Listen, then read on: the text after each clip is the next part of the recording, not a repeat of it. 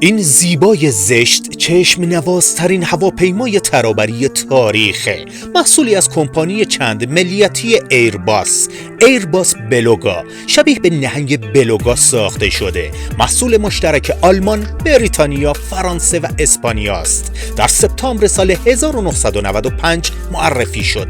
یک هواپیمای باری با طول 56.15 متر و ارتفاع 17.24 متره. وزن بلوگا بدون بار 86500 کیلوگرمه. مجهز به 2 موتور توربوفن جنرال الکتریک. ظرفیت مخزن سوختش 23860 لیتره. بلوگا قادر حد اکثر 46 تن بار رو در قسمت بالای خودش حمل کنه و با 40 تن بار قادر به طی مسافتی حدود 2779 کیلومتر و با باری معادل 26 تن قادر به طی مسافتی حدود 4632 کیلومتره.